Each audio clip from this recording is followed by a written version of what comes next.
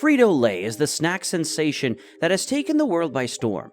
From the crunch that echoes in your ears to the burst of flavor that dances on your tongue, these chips have become an irresistible delight for snack enthusiasts everywhere. This innovative chip brand has become a household name all over the world because of its delicious variety of products. But is it something called overnight success? From its humble beginnings, Frito-Lay has come a long way to become the undisputed king of snack foods. In this video, we will unlock the secrets behind the phenomenal success of Frito-Lay, the snack empire that has captured the hearts and appetites of millions. The story of Frito-Lay begins in 1932, when Charles Elmer Doolin, a Kansas City native, purchased a corn chip recipe and 19 retail accounts for a mere $100. In his mother's kitchen, Doolin established the Frito Company, producing corn chips that would soon be known as Fritos. With a modest production capacity of 10 pounds per day, Doolin distributed Fritos at 5 cents a bag, quickly gaining popularity. Initially, the production capacity was approximately 10 pounds per day, and the chips were sold in 5 cents bags, with daily sales averaging $8 to $10, and profits of around $2 per day. In the same era, Herman Lay, a salesman from North Carolina, started working on his own potato chip business, eventually establishing H.W. Lay & Company. Lay's company primarily focused on selling snack foods, including potato chips. Little did he know that his path would eventually intertwine with that of the Frito Company, leading to a monumental merger that would shape the future of the snack industry. The popularity of Fritos grew rapidly, and in 1933, the development of a hammer press increased production from 10 pounds to nearly 100 pounds per day. By the end of the year, Fritos were being produced in Houston and Dallas, and the Frito Company headquarters moved to Dallas to take advantage of its central location and better access to raw materials. In 1937, the Frito Company expanded its product lineup by introducing new snacks, including Fritos peanut butter sandwiches and Fritos peanuts, alongside Fritos and Frittatos potato chips. The following year, in 1938, the Frito Company acquired Fluff's Pork Skins and incorporated the Dallas business into its operations. Alice Ruppe, one of Fluff's original crew members, played a key role in managing the operations. The same year, the Frito Company signed a significant contract with HWK to distribute Fritos in Southern California. It marked a significant milestone for Frito-Lay, expanding its distribution network and reaching a wider audience. The partnership with HWK set the stage for Frito-Lay's future success. The company continued to grow, and in 1940, Fritos were being sold in all 48 states. The Frito Company issued its first public stock in the same year, marking a significant milestone in its history. In 1945, Frito Company made a pivotal move by acquiring the rights to Cheetos. These cheesy snacks became an instant hit and added a new dimension to Frito-Lay's product lineup. With their unique flavor and crunchy texture, Cheetos captured consumers' hearts and taste buds nationwide. Also, the paths of the Frito Company and H.W. Lay & Company crossed in 1945 when the Frito Company granted H.W. Lay & Company an exclusive franchise to manufacture and distribute Fritos in the Southeast. The two companies developed a close business affiliation, working towards national distribution.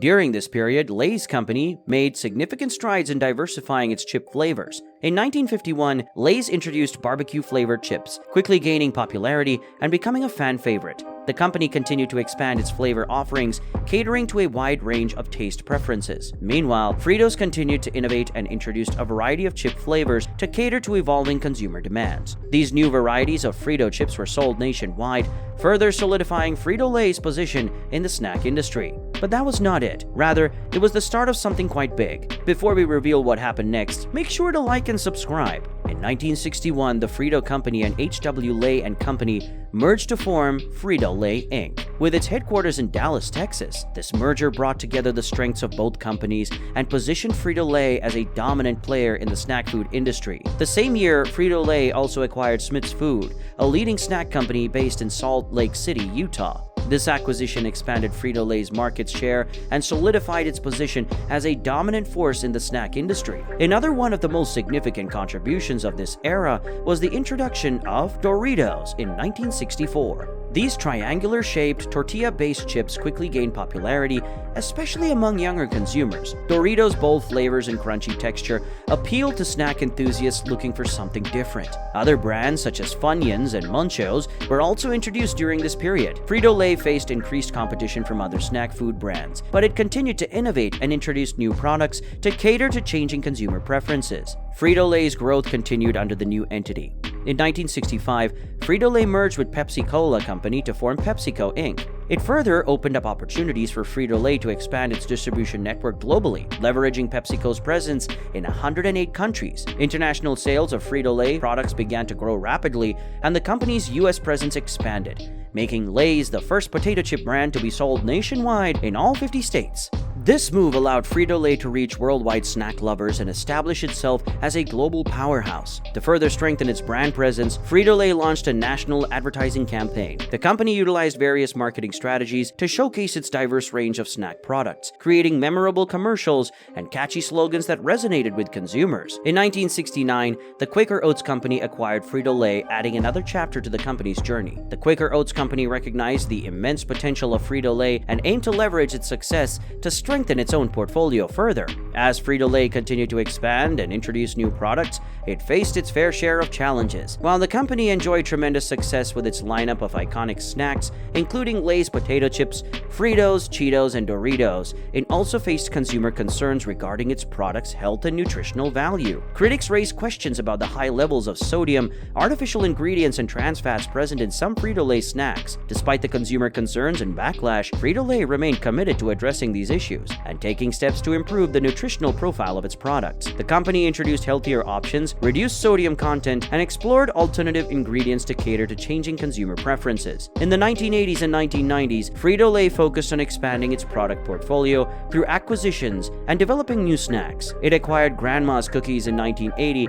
and introduced Tostitos, a Mexican-style tortilla chip, which became a huge success. In the late 1990s, as genetically modified organisms became more prevalent in farming practices, Frito-Lay became a target for lobbying efforts from both GMO proponents and opponents. Frito-Lay's significant corn purchasing power made it a focal point of the debate. In response to consumer concerns, Frito-Lay requested its suppliers not to use genetically engineered corn in late 1999. The company also asked farmers not to grow genetically modified potatoes in 2000. These requests addressed consumer worries rather than directly responding to protests by groups like the Organic Consumers Association and Greenpeace. In the 2000s, the firm also introduced its natural brand of snacks made with all-natural ingredients. Frito-Lay maintained its flexibility in the face of shifting consumer preferences by producing new, healthier products and increasing its global reach. In 2001, PepsiCo acquired the Quaker Oats Company, gaining full ownership of Frito-Lay. This acquisition allowed PepsiCo to solidify its position as a leading player in the global snack industry. With Frito-Lay as its flagship brand, PepsiCo could leverage its resources and distribution channels to reach a wider audience. Frito-Lay maintained its tradition of pioneering new products and catering to shifting tastes during this time. Tostitos Scoops, Smart Food Popcorn, and kettle-cooked chips were introduced to the Frito-Lay product portfolio, much to the pleasure of snack food fans everywhere. Smart Food Popcorn offered a healthier alternative to the more popular Tostitos Scoops, although everyone loved the Tostitos Scoops for dipping and sharing. Snack lovers looking for a gourmet experience appreciated the kettle-cooked chips' novel texture and flavor profile. However, not all moments during this period were smooth sailing for Frito-Lay. The company faced controversy and scrutiny regarding the presence of trans fats in some of its snack products. As concerns over fat intake and trans fats grew in the early 2000s, Frito-Lay addressed these issues. In 2004, the company reduced fat content and eliminated trans fats from Doritos, Tostitos, and Cheetos. However, Ruffles, Lay's, and Fritos, which had been free of trans fats, did not undergo any compositional changes. As of 2010, Frito-Lay operated in more than 40 countries worldwide. With its Frito-Lay North American headquarters located in Plano, Texas, the company had established production plants, distribution centers, and regional offices to cater to its global market. Frito-Lay owned or leased approximately 1,830 distribution centers, warehouses, offices, and 55 production plants within North America alone. In North America, Frito-Lay was a part of PepsiCo Americas Foods, encompassing PepsiCo's food and snack operations in North and South America. This division was further segmented into Frito-Lay North America, Sabritas, GameSa, and Latin America Foods. Frito-Lay North America Inc. was responsible for product research and development, sales,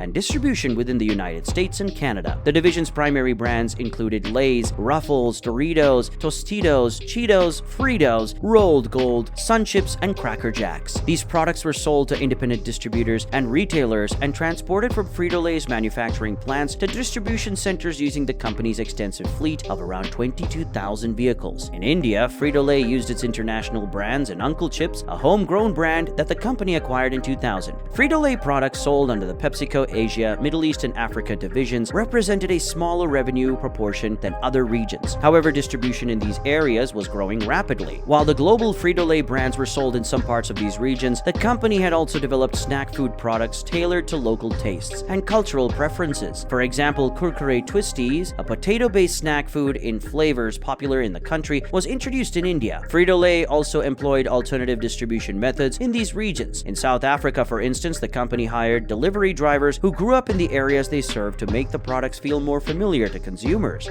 Today, Frito-Lay remains a leading snack company with many beloved brands. It continues introducing new flavors, exploring emerging trends, and providing consumers with various snacking options. From a casual kitchen in San Antonio to its position as America's favorite snack brand, Frito-Lay's journey proves its commitment to innovation, quality, and satisfying the cravings of snack enthusiasts worldwide. We've only scratched the surface of Frito-Lay's incredible journey. If you're hungry for more behind-the-scenes stories, untold secrets, and the next chapter of their success, keep your eyes peeled. Who knows what surprises lie ahead?